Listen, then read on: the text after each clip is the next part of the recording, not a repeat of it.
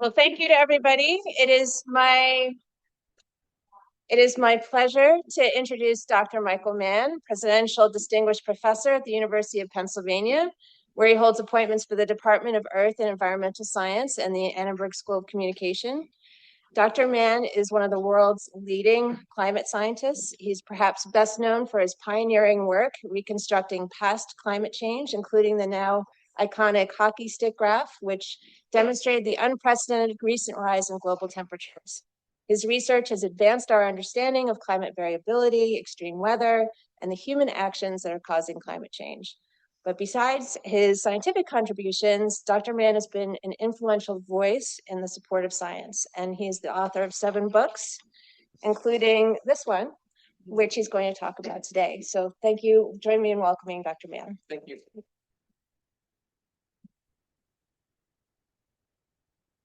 Thanks so much, Gigi. It's great to be here with all of you today. I am going to talk about, indeed, my latest book with Peter Hotez, who, as many of you may know, is a card-carrying public health scientist. He and I got to know each other some years ago when scientists like he and Tony Fauci were being attacked and vilified by bad actors using the same tactics that we climate scientists had been dealing with for decades. And we sort of developed a friendship and a partnership, and Peter and I realized that there was an interesting book to be written about sort of the commonalities and the challenges that we face today, whether it's climate science or vaccines, COVID-19, public health science, the fact that science is indeed under siege. I should mention, we began writing this book 2 years ago, more than 2 years ago. So we had no idea that it would come out in the environment that it did just this last September, where science indeed was so under siege that it felt like every day we needed to try to update the book as much as we could up until the time that the galleys were finalized and it was published, because every day there's a new development, whether it's, the director of Health and Human Services announcing that he snorts cocaine off of toilet seats, or the President of the United States eradicating the endangerment finding, the basis of carbon pollution regulation. So Peter and I characterize this as a 1, 2, 3 punch. And what we mean is we're facing a multitude of attacks right now on science. We face existential crises, simultaneous existential crises, wherein these attacks make it difficult for us to take the actions necessary. And so the first of those existential crises is the climate crisis. And every year it's sort of like Groundhog Day. Every year it's the warmest year on record. So we see the steady warming of the planet. We see the extreme weather events that come with that, unprecedented heat waves and wildfires and floods and superstorms. Some of my own research published this last summer, for example, demonstrates that there's an increase in sort of the characteristic behavior of the jet stream that gives us those very persistent, stable, extreme weather patterns in the summer, those very persistent high pressure systems, drought, heat, wildfire, low pressure systems, excessive rainfall. And in fact, climate change is increasing the frequency of that sort of setup, what we call a planetary wave resonance event, in a way that isn't actually captured very well in climate models. So when the critics say, well, these models, you can't trust them, they're unreliable, they're not perfect. And to the extent that they're not perfect, in many cases, we think that the models are underestimating the impact that climate change is having on many of these extreme weather events. We've also done some work showing that we can actually expect the intensification of these coastal winter storms known as nor'easters. You've seen many of them in this part of the country. The most recent one just sort of barely made a glancing blow for you folks, but it dumped more than a foot of snow in Philadelphia. And counterintuitively, these storms can become more intense with warming because they derive their energy in part, like a hurricane, from the heat of the oceans. And warmer oceans means more intense nor'easters, that can actually pull down more cold air. It can give us extreme cold.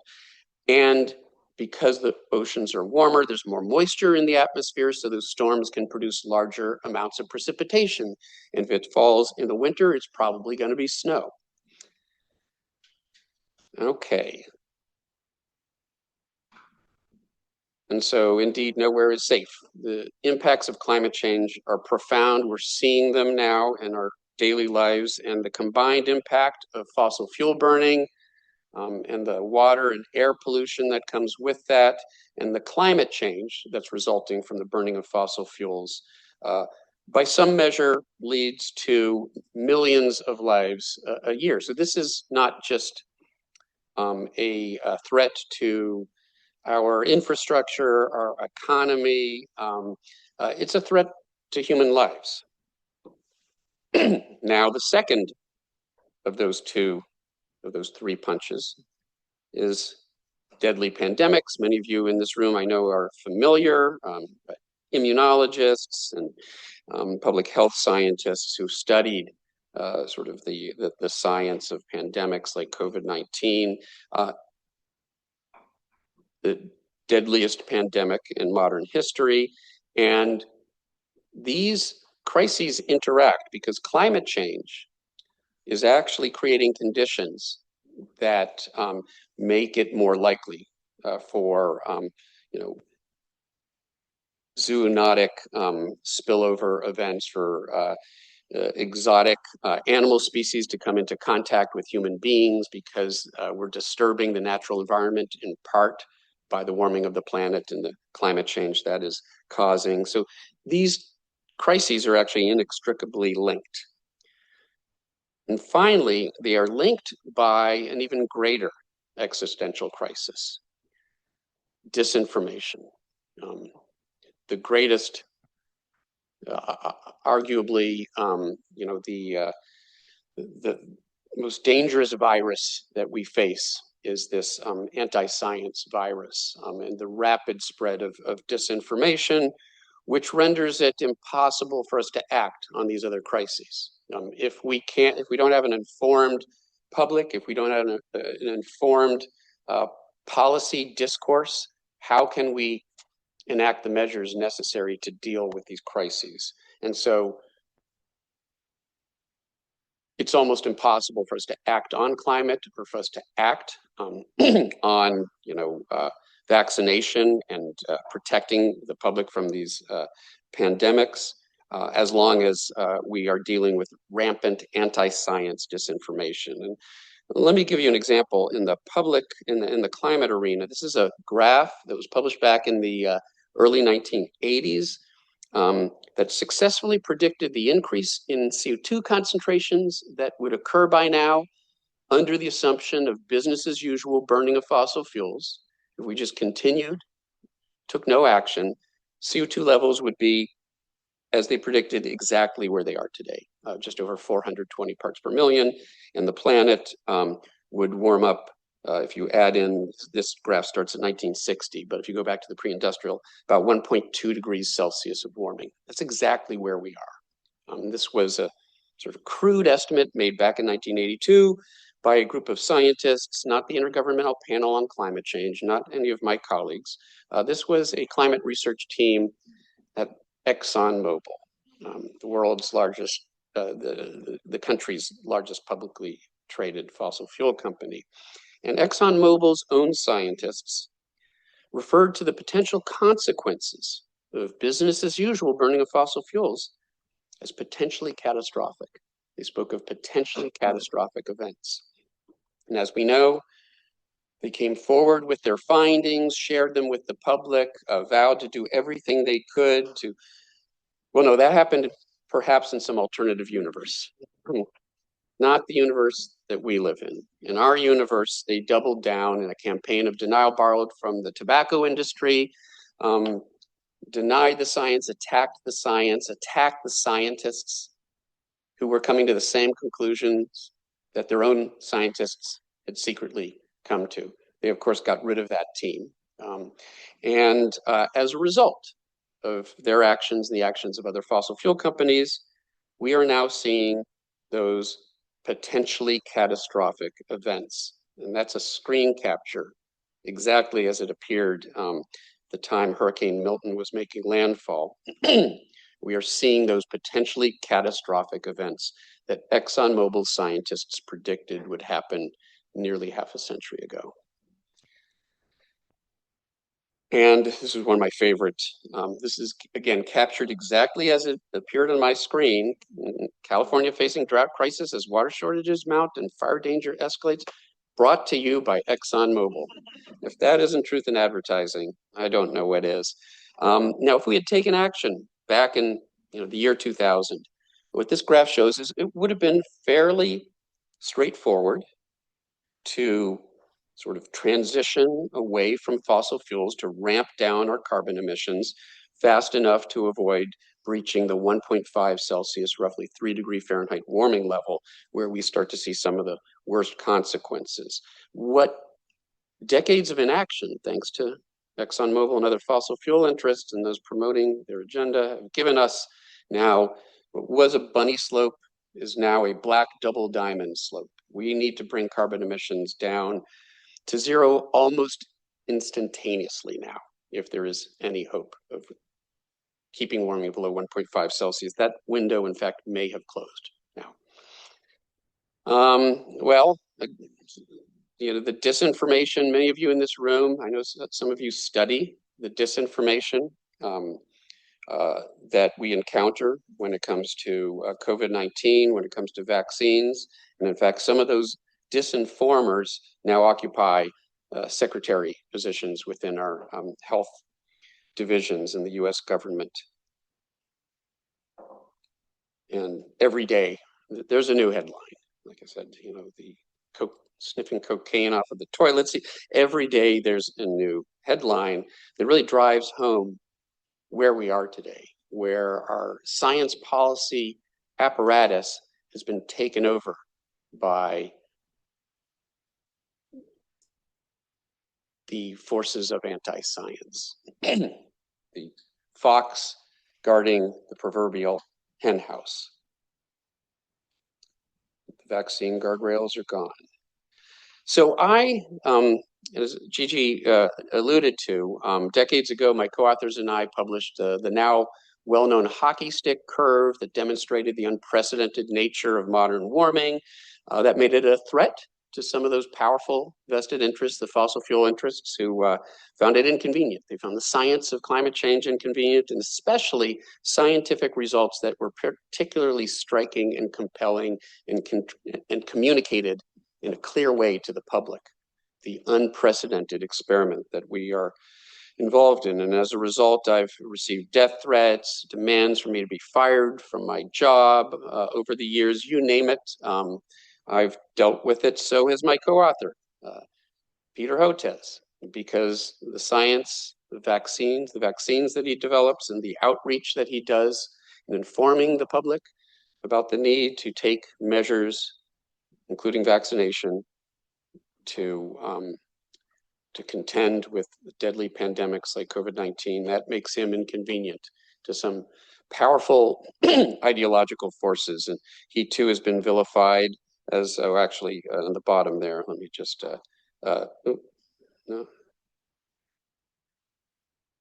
Elon Musk tweet from 2022. Some of you, my pronouns are prosecute Fauci. Tony Fauci, of course, being one of the central targets, along with Peter. Some years ago, there was a cartoonist who published this particular cartoon, which I think really captures where we are today. Those of us in the climate space, speaking to our friends like Peter and Tony, were it true that only the facts matter, but in a world where alternative facts prevail and there's a megaphone for promoting propaganda and alternative facts, it turns out that just publishing the science isn't enough, and hoping that the public and policymakers will listen to what the scientists have to say, it's not the way our system works anymore. And so yes, Tony, climate scientists feel your pain. I published this back in 2020, an op-ed in Newsweek. Actually, it doesn't even say Newsweek. Oh, there it is, Newsweek. about the irony that we're seeing our friends, our colleagues in the public health arena subject to exactly the same sorts of attacks that we've dealt with for decades. Now, in Science Under Siege, we sort of point to, I'm sort of the big alliteration buff here, so I take full responsibility for that, as well as the Tolkien Lord of the Rings framing that we sort of adopt in the book. I will. Peter takes none of the blame for any of that. But we point to 5 powerful forces: plutocrats, the pros, individuals who actually are, making money by promoting propaganda, anti-science propaganda, the petrostates like Russia, Saudi Arabia. Arguably, you'd have to include the U.S. now as countries whose politics now are dictated, as we saw yesterday with the disbanding of the endangerment finding of the EPA that allowed us to regulate carbon emissions. Our policies are dictated by fossil fuel interests. We are petrostates. Propagandists, well, there's the pros and the propagandists. The difference really is whether they get paid or they just do it for free, just spreading misinformation. And then the press, which does not get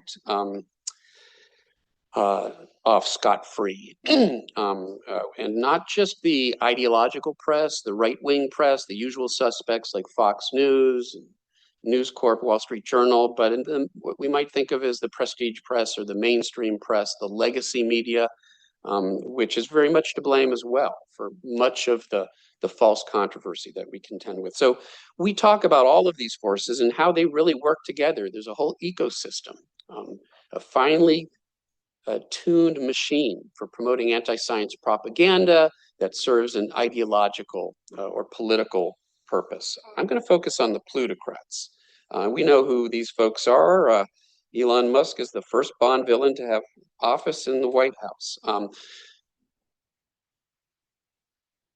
And Elon Musk has undergone, it's an amazing Bond villain-like arc when you think about it, where he started as sort of a hero of renewable energy and clean energy, and then for whatever reason went down this road towards MAGAism and bought Twitter with help from 2 petrostates, Saudi Arabia and Russia, so that they could weaponize our public square for the promotion of anti-science propaganda, including climate denial propaganda and anti-clean energy propaganda.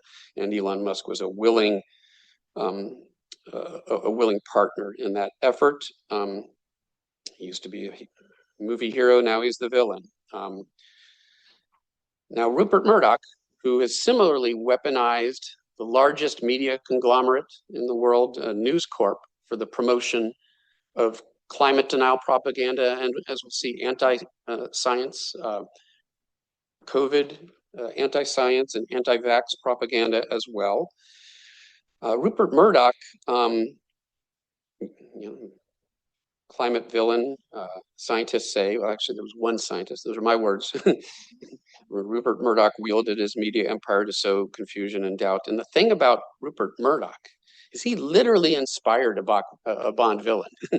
The movie Tomorrow Never Dies, the Elliot Carver character, the media mogul, the evil media mogul, is at least partly inspired by Rupert Murdoch.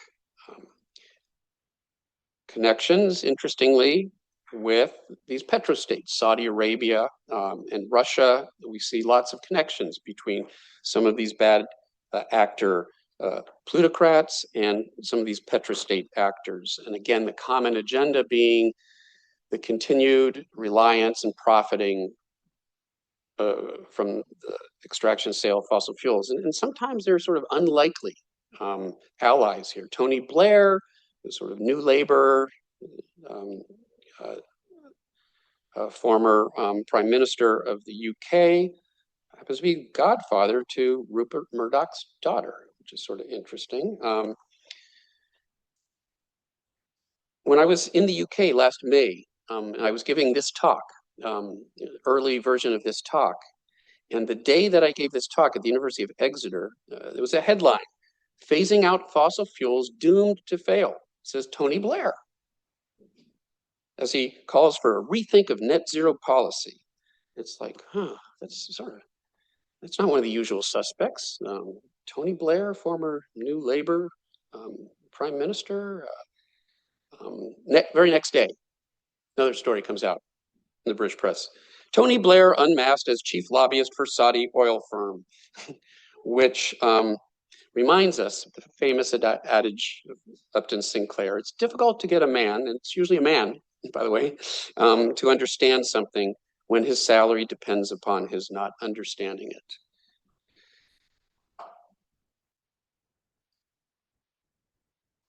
The Koch brothers, one of my favorite. I took a photo of the David H. Koch dinosaur wing of the American Museum of Natural History, which I think is so appropriate because nobody has done more to reestablish the atmosphere that existed in the early Cretaceous period than David H. Koch.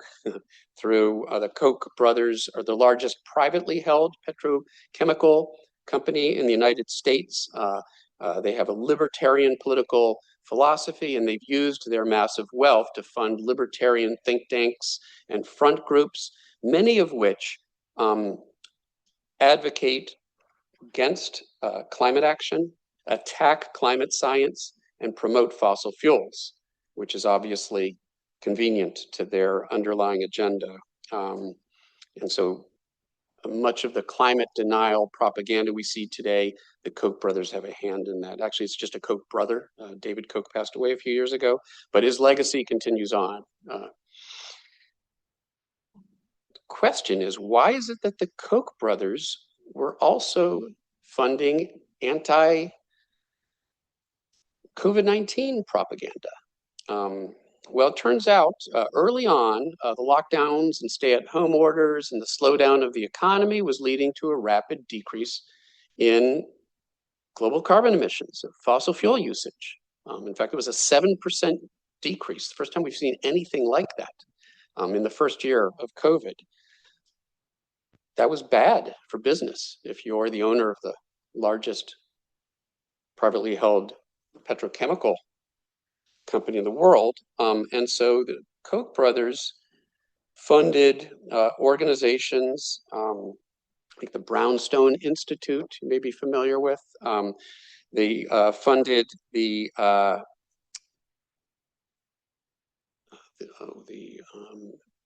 Great Barrington Declaration early on. They didn't like the lockdowns. They didn't like the economic slowdowns. And so they decided they need to drum up their base and bombard them with propaganda about how big government is trying to take away your liberty, trying to take away your freedom. And they weaponized a large sector of our population against the messaging of public health scientists early on. That would ultimately lead them, of course, to reject the recommendations by these same scientists, like Tony, like Peter, of the need for vaccination. And so they became weaponized against vaccinations, and they became anti-vaxxers, in part because of this effort to polarize the public and create a contingent within the public that would be opposed to the actions that public health officials are recommending. So they literally hijacked the war on COVID.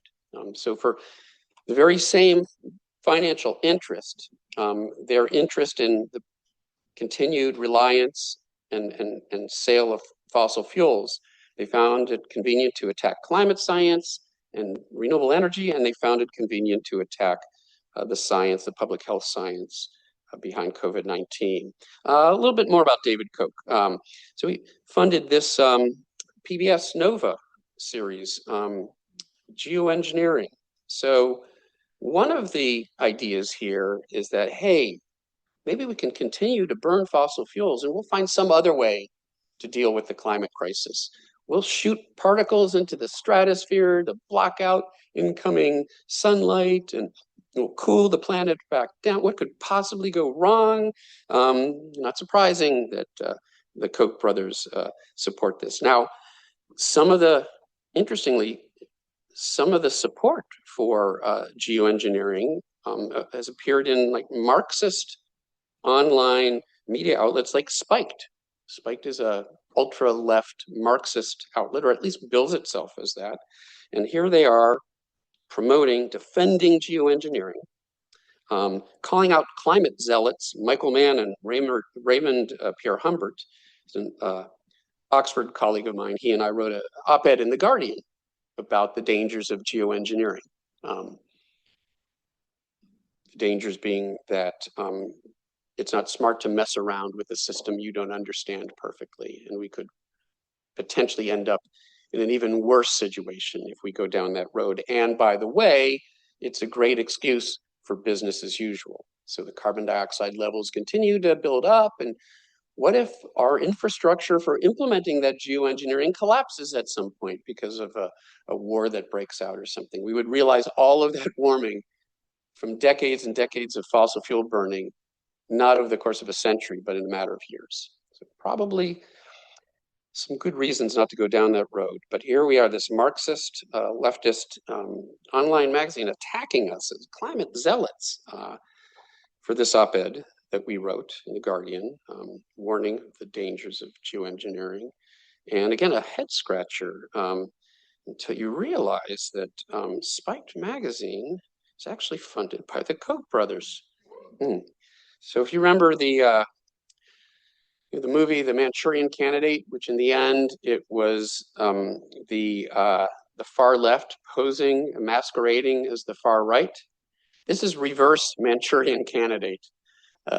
This is the Koch brothers, far right actors, libertarians, pretending to represent the left. And the idea is, hey, you know, we've already got the political right on our side. We've worked hard to make sure that the Republican Party, the conservatives are on our side.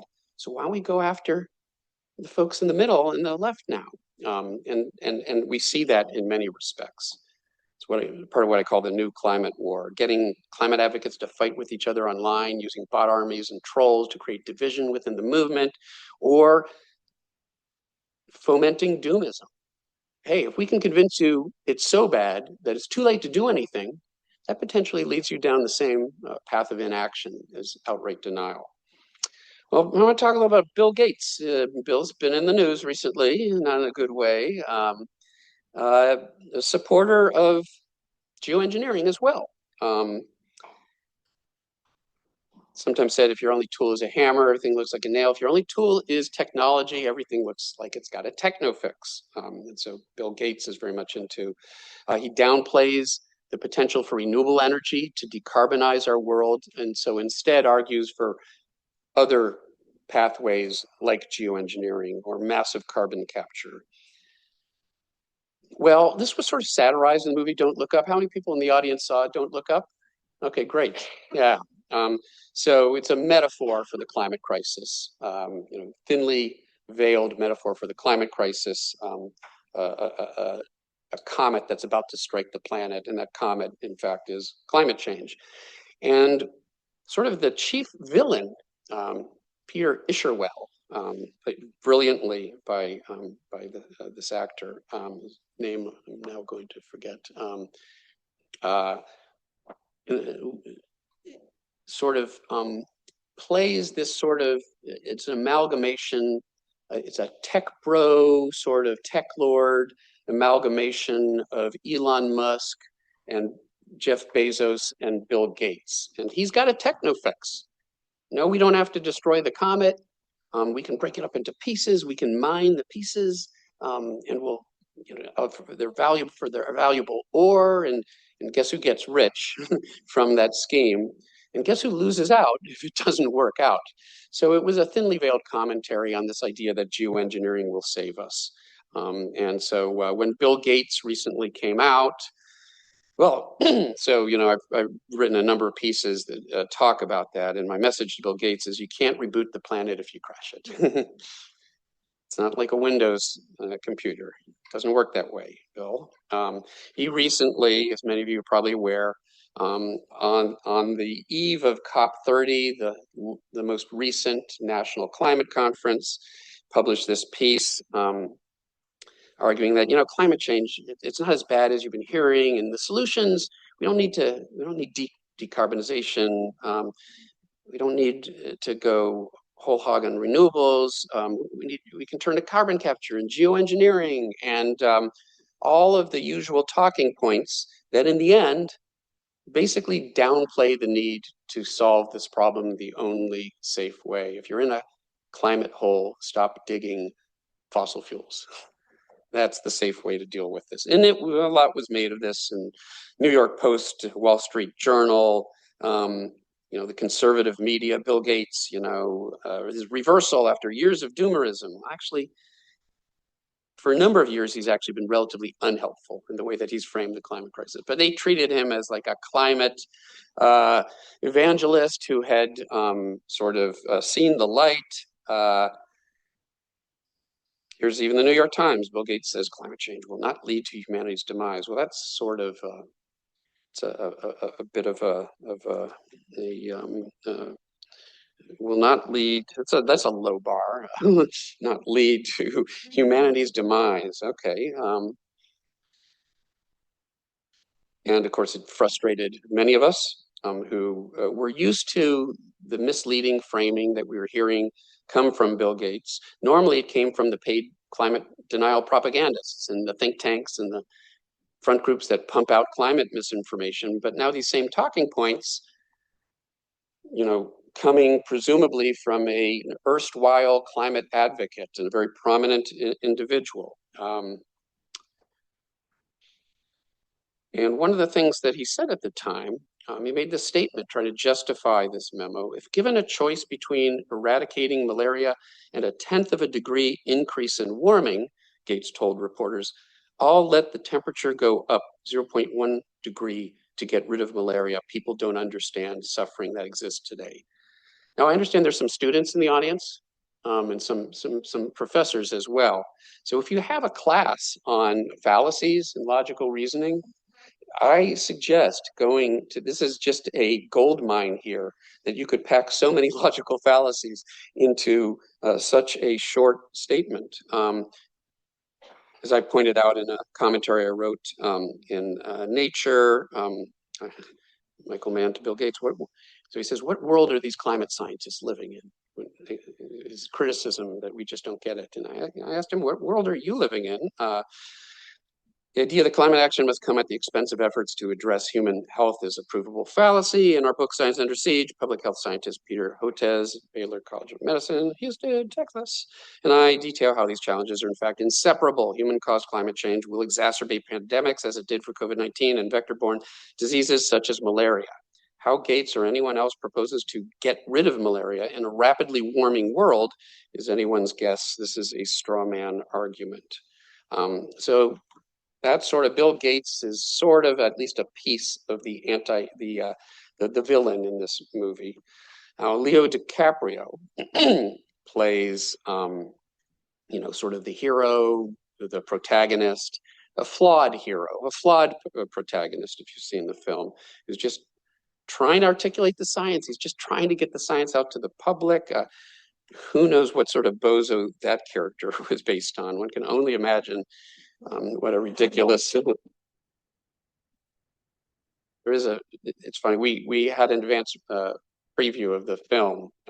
We couldn't make the premiere in New York, but they sent us, Netflix sent us a code so we could watch the movie, preview the movie before it came out at home.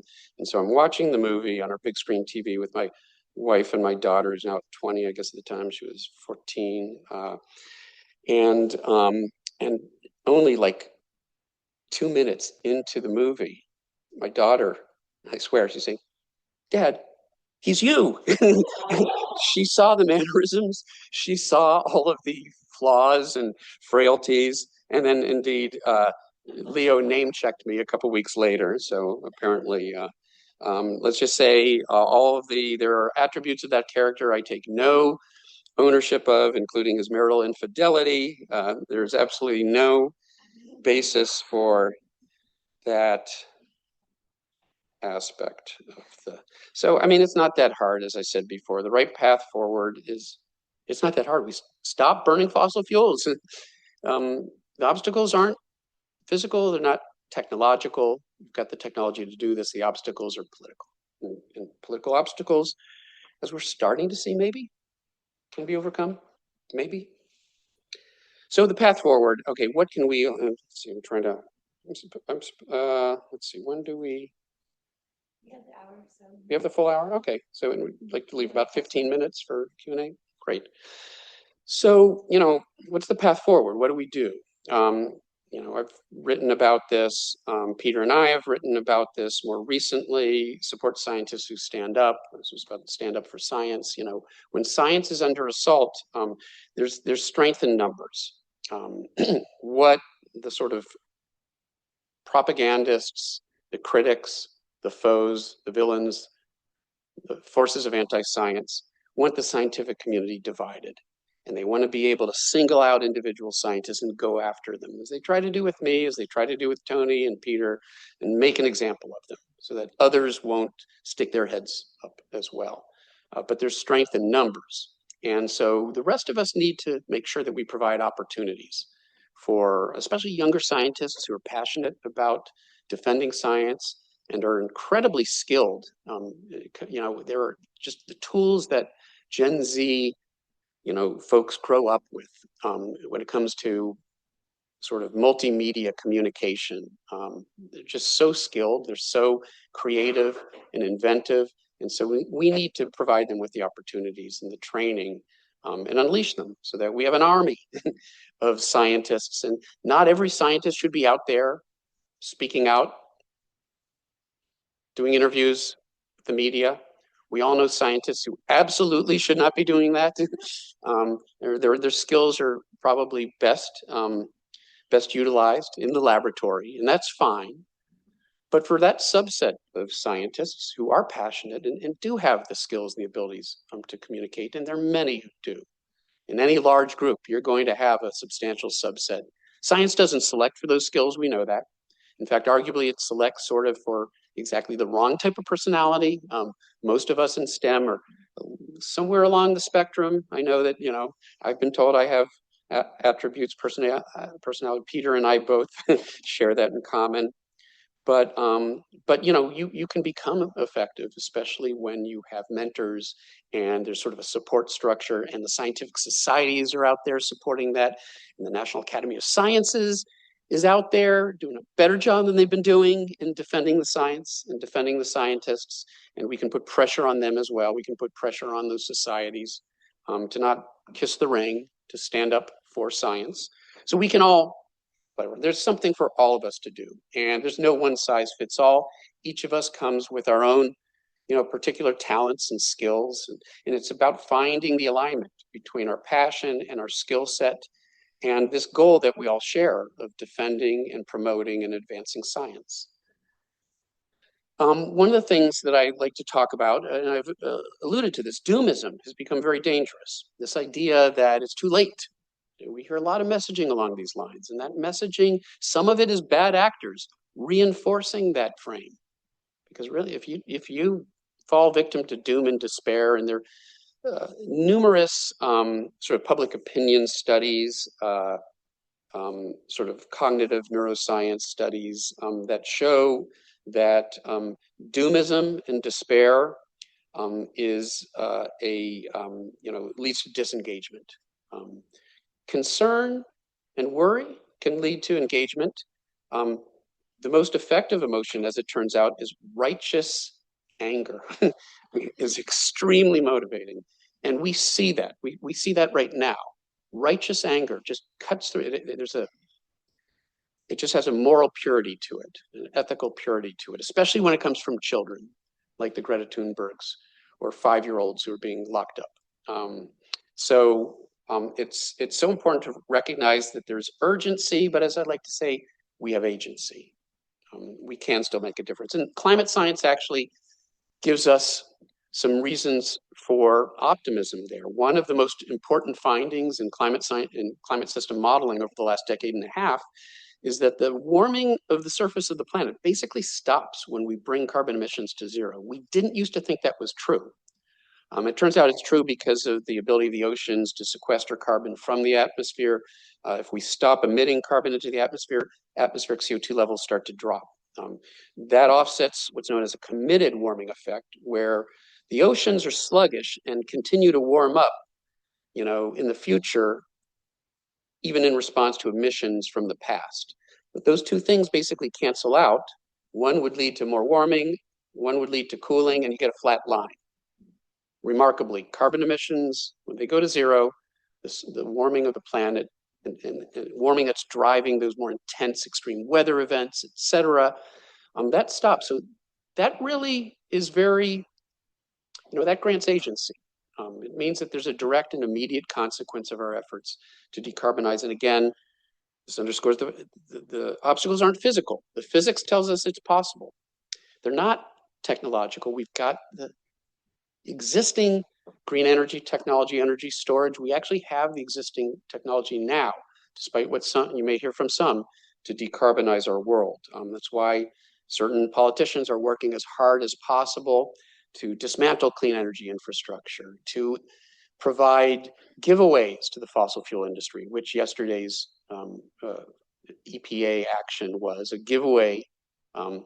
Who pays? There was a claim that it would save us $1 trillion. Some of you might have seen that getting rid of the endangerment finding.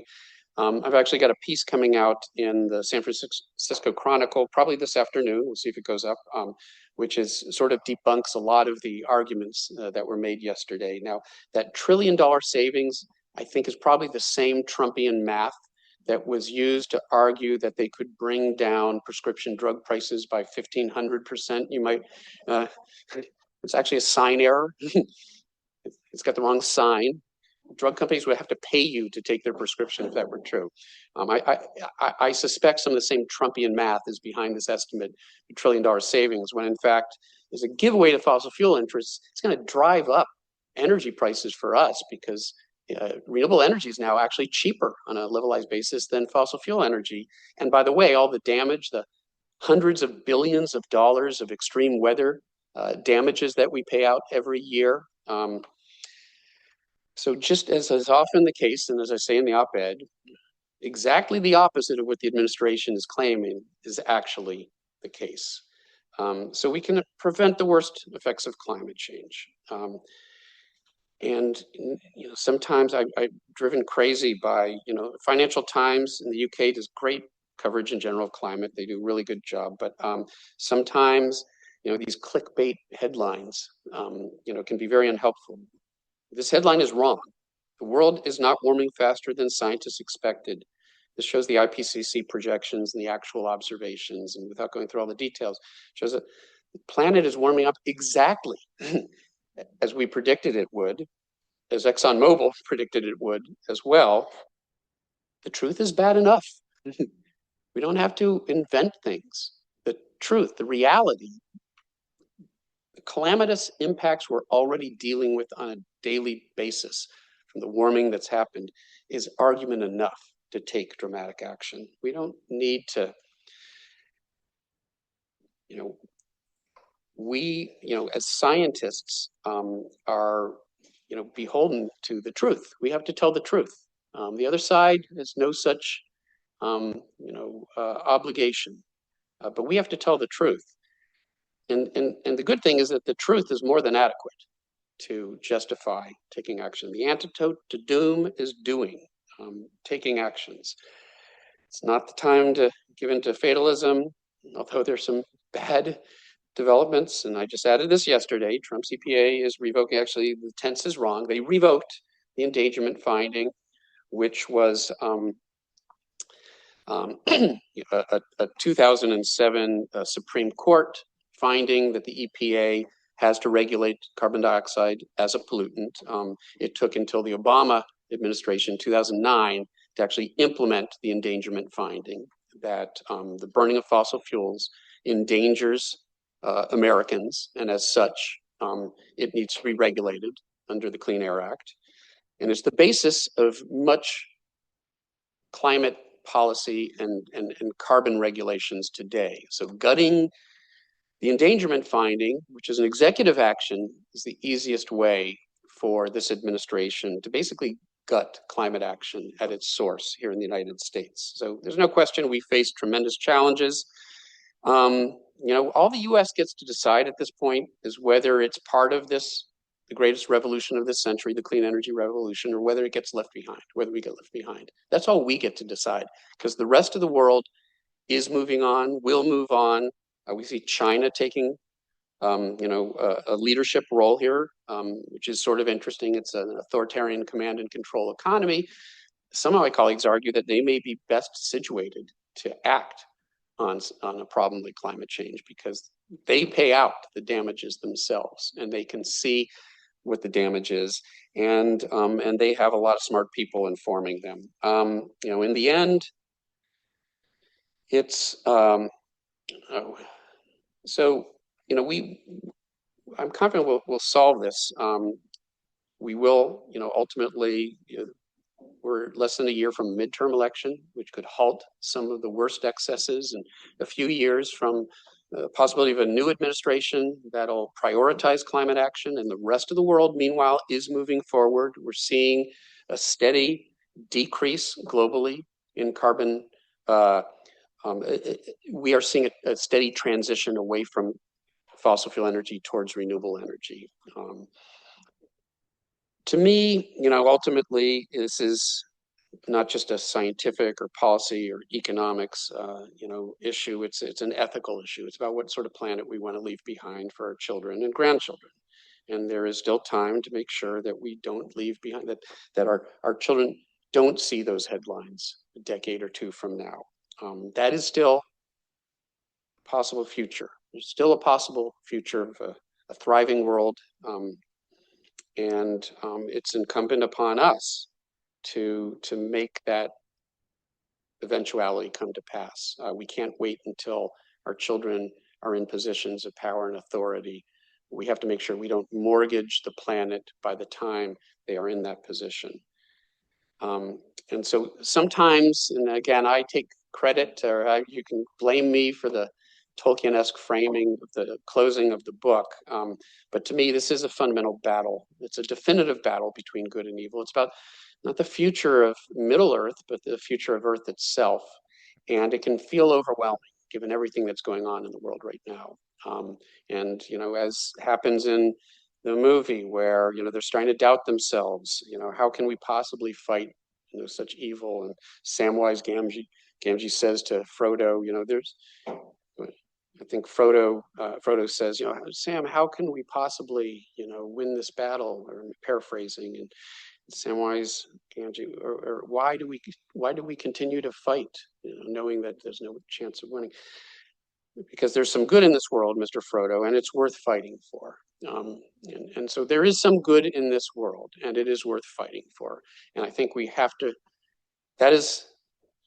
It's a line that I think about all the time, because the only assured defeat is to not go to battle. And even though these are fictional tales, there's something sort of very archetypal about these narratives, the battle between good and evil, the virtue of fighting the good fight, principles that are extremely relevant in many ways to the battles that we face right now. So I will leave it there. I'll be happy to field any questions you have. Thank you.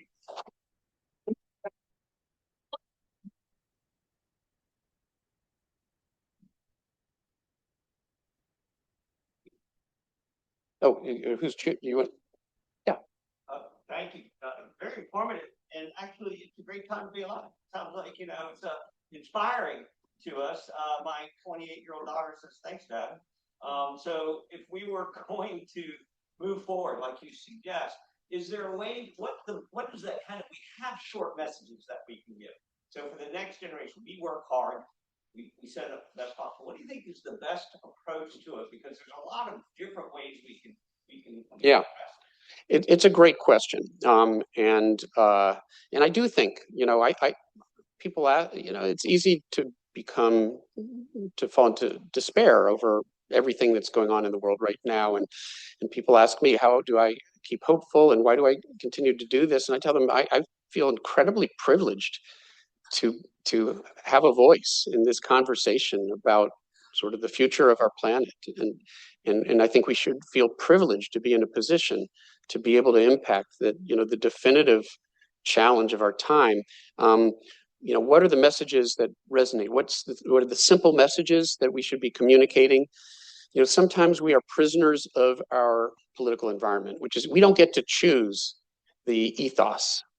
We have to deal with you have to go to battle with the army you have, to quote an infamous former defense secretary. And there's some truth to that. We don't get to decide what the political economy is that we're working in. We have to recognize what it is and take advantage of that in the same way that the other side, frankly, does.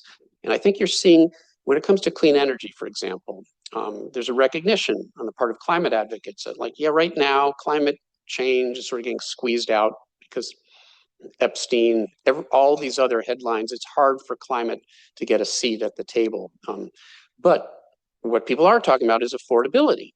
And if we can explain that your energy prices are going up, in part, the tariffs, of course, are part of that, but the fact that the Trump administration is literally closing down nearly finished renewable energy wind and solar installations. They are decommissioning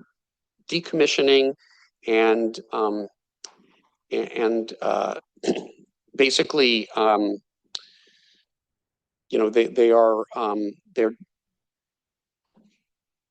they are blocking new renewable energy infrastructure projects that are cheaper, that provide cheaper energy. So all of a sudden, we're taking the least expensive energy sources out of the mix. We're doing that as a favor of the Trump administration to the plutocrats and petrostates that they answer to.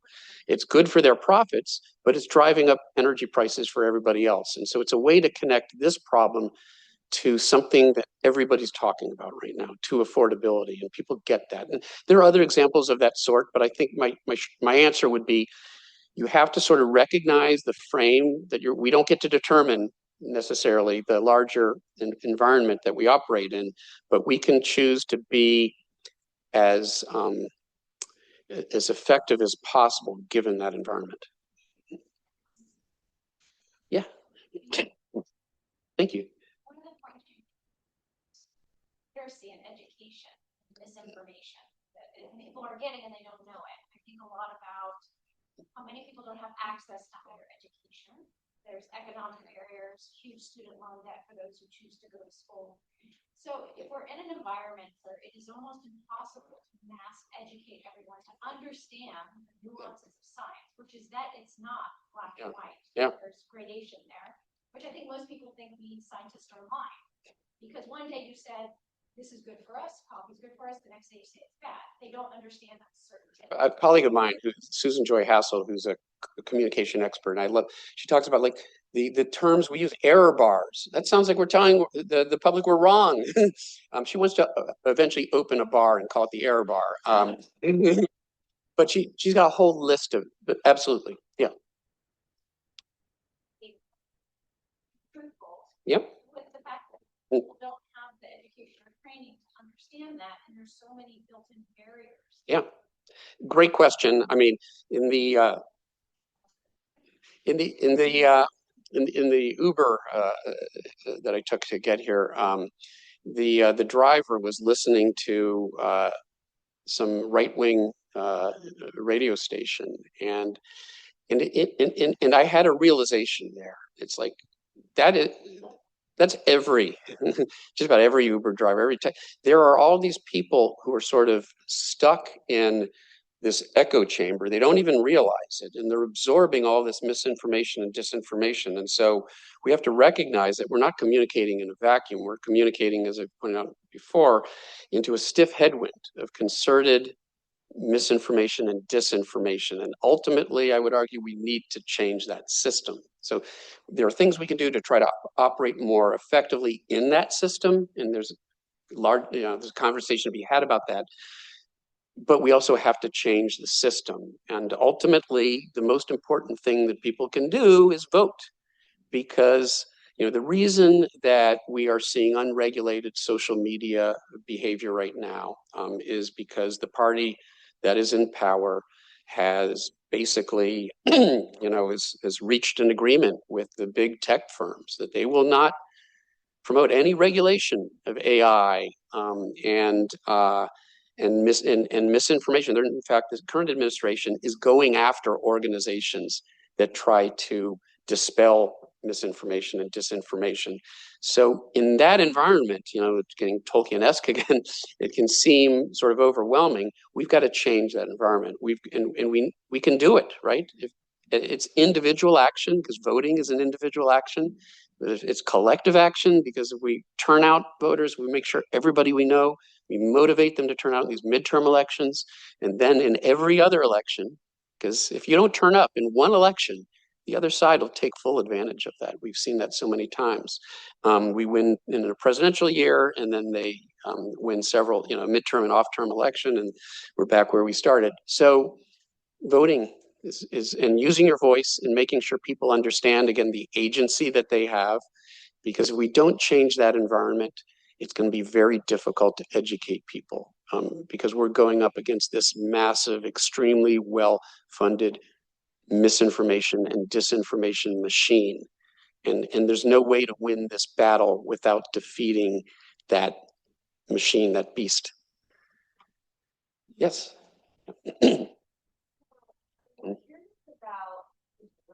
Communication, or the modes of communication that you do with like nonfiction, media, popular news outlet, but what do you think is most effective for reaching perhaps disinformed audience? Thanks. It's so, Repeat the question. yeah. Mics aren't on for those. Sure. Yeah. Good point. So what there are lots of ways of trying to communicate. Lots of media. Television. Written media. Social media.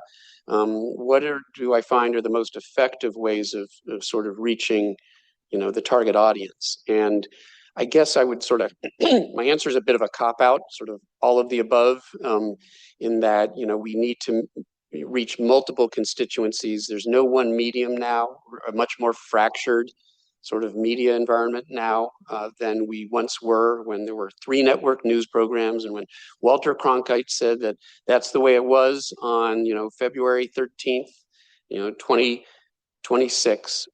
We all were dealing with the same facts, and we could agree to disagree about the implication. We've lost that. We've lost, trusted messengers. Like Carl Sagan, I grew up learning about and becoming passionate about science. We've lost that because we live in such a fractured world, and we have to figure out now to operate in a completely different environment. And that means being more diversified, in my view. And it doesn't mean like you should be necessarily targeting every sort of communication opportunity. I have colleagues, David Titley is a former Rear Admiral in the Navy, and he's a great person to talk to conservative audiences because he talks about the national security implications of climate. My good friend and colleague, Catherine Hayhoe, is an evangelical Christian. She's a great messenger, because today there's a tendency to only accept information that is from messengers who are within your political tribe. One thing that I do think we're overlooking, though, and the other side, if I can be simplistic in characterizing them that way, the other side recognized that there was this untapped audience, very low information, difficult to reach. They don't listen to the news. They may not even, watch their social media. They may not even do social media, but they're big gamers. And they're gaming platforms. And so they were actually doing political advertising on gaming platforms, because they recognized that there were low information voters. They could turn them out down in the cracks. All they had to do is turn out enough of them. Podcasts, the other side has been extremely, I forget what the number is, but it's like 9 of the 10 leading podcasts are all conservative podcasts. They've really dominated that space. Progressives sort of got caught flat-footed and are catching up now. And so we need to recognize the ground has shifted, that a lot of the traditional media outlets we thought we could count on no longer can. I'm looking at you, CBS News. I'm looking at you, Washington Post. I'm looking at you, even New York Times to some extent. Plutocrats were buying out our media platforms, buying out our social media platforms, making it increasingly difficult to communicate in those spaces. But at the same time, people are sort of leaving those spaces. And increasingly, There are other means, of getting information that people are turning to. So I think it's about us being savvy, about moving into some of these non-traditional spaces that are becoming more and more important. And I do think podcasts, that science, and there are a number of science podcasts. So there's some really good science podcasts. Many of us here have probably gone on them before. But we need to be really focusing on that, because that seems to be now especially among Gen Z, recognizing that younger audiences are not getting their information in the same way older audience have. And so we have to think about different generations and how we reach people in different generations and different demographics. With that call to action, that's all. Thank Okay, thank you.